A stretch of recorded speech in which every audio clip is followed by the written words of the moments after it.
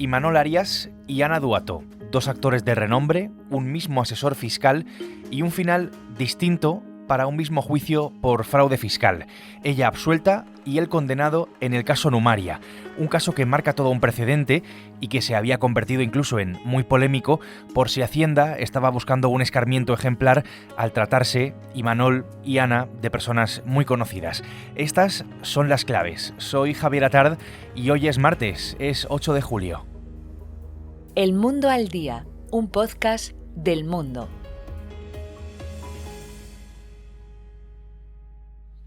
A mí es que eso de las cuentas secretas y tanto lío de verdad que me olía muy mal, ¿eh? ¿Pero por qué no tienen el dinero en una cuenta corriente como todo el mundo? Pues eso pienso yo, Merche, pero parece ser que la gente rica funciona así. Sí, pues menuda forma de funcionar. Claro, meten el dinero en las cuentas para que no se entere Hacienda. Es sin duda una de las parejas más icónicas de la historia de nuestra televisión y de las series españolas. Antonio y Merche, el matrimonio protagonista de Cuéntame cómo pasó, que se emitió durante 23 temporadas. Esta escena es casi una premonición de lo que iban a pasar. Casi 10 años de caso, se inició en 2016 con la consiguiente pena de telediario y el riesgo evidente de acabar en la cárcel.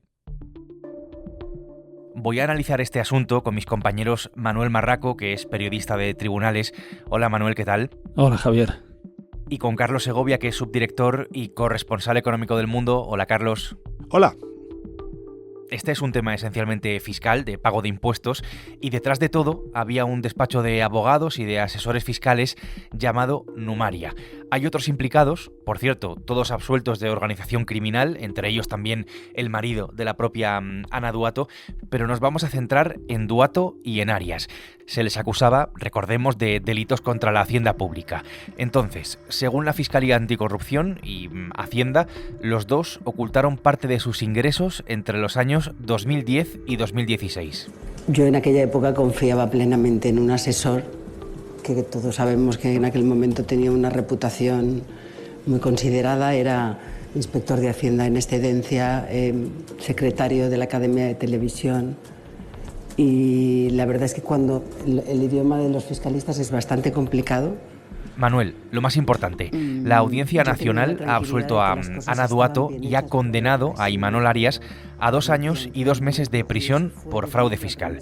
Han seguido, evidentemente, dos estrategias totalmente diferentes, pero creo que la pregunta es bastante evidente. ¿Por qué a una no y a otro sí, lo de la condena y lo de la cárcel, si ambos utilizaron el mismo asesor? Pues porque uno pactó y otra no.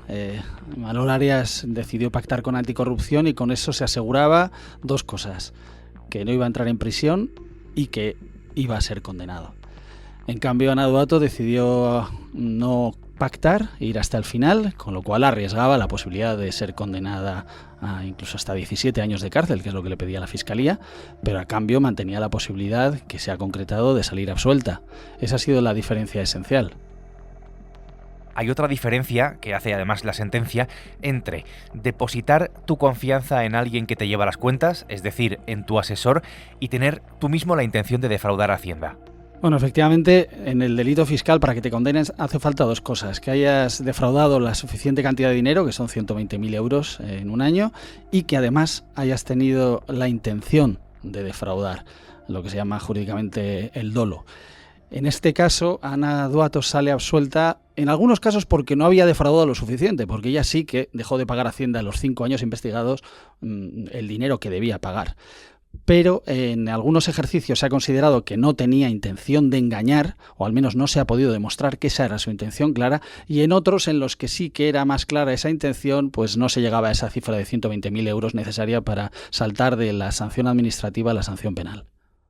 Y en el caso de Ana Duato, ¿por qué concluye que no sabía lo que estaba haciendo su asesor Fernando Peña, que es quien dirigía Numaria, con su propio dinero? Más que concluir que no lo sabía, lo que concluye es que no está probado que lo supiese y que en caso de duda hay que, sentenciar a su favor. En el caso de Imanol Arias, lo que sucede, porque la situación era casi mimética, es que él reconoció en su pacto con la Fiscalía que sí que conocía que eso era un fraude fiscal y que era consciente de lo que estaba sucediendo. En el caso de ella, lo que alega es que no se demostró que fuera una empresaria con conocimientos elaborados sobre fiscalidad y que, es textual, era una actriz. entonces no tenía conocimientos por encima de la media y no se puede suponer que los tuviera en su contra. Con lo cual, no hay pruebas de que Ana Duato fuera consciente del fraude, no hay condena. Con Arias, entiendo que pudo haber sido igual, pero él llegó a un acuerdo, entiendo también que por el miedo que podía tener a terminar en la cárcel. Entonces, sobre el papel, admite que sabía que las estructuras eran para eludir impuestos, admite entonces intención de defraudar, con lo cual, pues tiene, como hemos visto, una condena penal. Carlos, esa diferencia entre confiar en un asesor fiscal y tener la intención de defraudar, marca además sin duda un precedente en este tipo de casos. Claro, donde se centra la condena es en el despacho, en el cerebro del despacho que organizó todo ese montaje empresarial para defraudar impuestos. Entonces sí es un cambio, porque hasta ahora los jueces siempre consideraban que, aunque es verdad que un asesor fiscal puede tener mucha culpa, sobre todo con declarantes que no tienen grandes conocimientos tributarios, pero no dejan de ser los que firman la declaración, los responsables ante Hacienda de que ellos mismos están pagando los impuestos que deben. Entonces sí, es un cambio notable esta sentencia. El futbolista argentino del Barça, Leo Messi, y su padre, Jorge Horacio Messi, han sido condenados a 21 meses de prisión para cada uno de ellos por fraude fiscal. La audiencia de Barcelona les condena por... Cristiano Ronaldo pagará casi 19 millones de euros para resolver sus problemas tributarios. Hay una condena de 24 meses de prisión. El caso Arias Duato no es de ninguna manera excepcional. Es más, en los últimos años hemos visto otros casos de Hacienda contra famosos, futbolistas, cantantes, la mayoría de ellos además con sociedades interpuestas para pagar menos impuestos. Sé que es entrar un poco en un terreno de la especulación, pero ¿alguno de esos casos, o los que vengan en el futuro, podrían haber cambiado en el pasado o podrán cambiar en el futuro si se utiliza, digamos, ese mismo criterio que con Ana Duato y la famosa voluntad de defraudar? Sí, habría que ver caso por caso, pero es razonable pensar que si Ana Duato, que cuando empezó a cometer estos presuntos delitos tenía cerca de 40 años, pues tiene mucho más conocimientos que, por ejemplo, futbolistas de 20 años, 21 años, que se han encontrado también en esta situación de fraude fiscal y que incluso han sido condenados. Yo creo que si esta sentencia llegara a prosperar y llegara a ser firme y sentara jurisprudencia, revolucionaría las prácticas fiscales en España y se dejaría de pensar que el declarante es culpable si se demuestra que le ha enredado un asesor fiscal y que él firmaba lo que le ponían. Tengo que contenerme, sí, voy a renunciar. Pero pues entonces, sí, si renuncia... como actor, déjeme decirle que sí. Quiero dejar de estar en la cabecera de este reparto. Perfecto, antes, pues... Imanol Arias ha sido condenado por defraudar 2 millones de euros entre 2010 y 2014. Eso es lo que ha reconocido. Por eso le han caído, Manuel, 2 años y 2 meses de cárcel a Imanol Arias, pero la pregunta es evidente, ¿va a entrar en prisión? No va a entrar en la cárcel. Esa fue la clave de su pacto. A cambio de reconocer 5 delitos, lo que consiguió es que por cada uno de ellos se pidieran penas solo de 4 o 6 meses de prisión.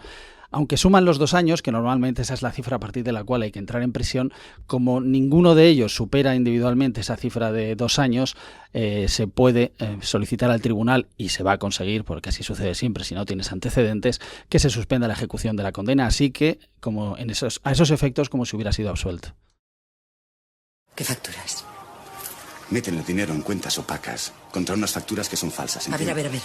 A ver, que cada vez entiendo menos. Vamos a ver, Merche, hay unas cuentas que son opacas, que no conoce nadie. Y hay un dinero con facturas, pero que son falsas. Hacen que compran, pero no compran nada, Merche, ¿entiendes? Para que Hacienda no se entere. Pero eso es un lío muy gordo. ¿Cómo que un lío muy gordo? Eso es ilegal, Merche. Y un lío gordísimo. Y lo peor de todo es que se descubra, porque el que ha firmado las transferencias soy yo. Hablemos de lo que hay detrás de todo esto, de quién está detrás de todo esto. El cerebro es Fernando Peña, que es quien estaba al frente de Numaria, era el asesor fiscal de ambos, diseñaba el sistema para que sus clientes pagaran menos impuestos. 80 años de cárcel, que se dice pronto, para él un papel clave sin duda y una condena sin duda también muy muy alta. Conforme a los hechos probados, él era el auténtico muñidor de todo este fraude fiscal. La pena tan alta corresponde a que se le condena por todos los delitos fiscales por los que se ha condenado a algunos de sus clientes. Y va sumando año a año, quiero decir, los 2 años que le caen a Imanol Arias también se le suman a él, y así con otros clientes. Acaba sumando 80, que es una cifra que asusta. En la práctica no llegaría, si se confirma la sentencia, no llegaría a tanto. Creo que la pena individual más alta por un delito que le ha caído son 3 años, con lo cual, conforme a las reglas del Código Penal, su máximo de cumplimiento serían 9 años. Claro, aquí queda una cuestión en el aire, que es cómo lo hacía exactamente.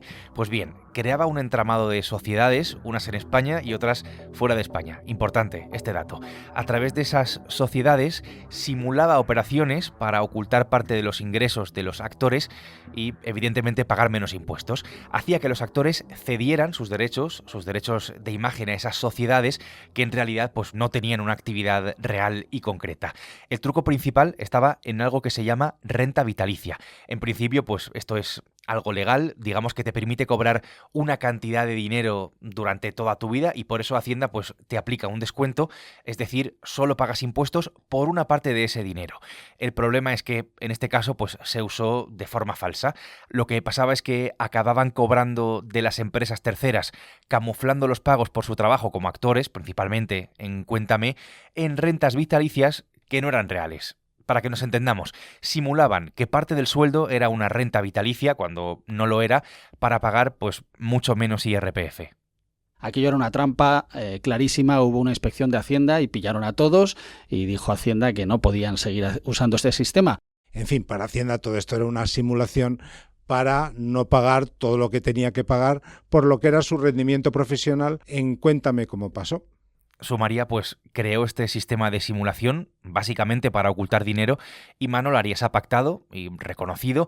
Ana Duato ha mantenido su inocencia hasta el final y no se ha demostrado que ella supiera pues que estaba cometiendo un fraude. Carlos, ¿y ahora qué? ¿La sentencia se puede recurrir? Sí, si al final recurre la Fiscalía y otras partes, pues lo más probable es que esto no quede así, que termine llegando a instancias más altas.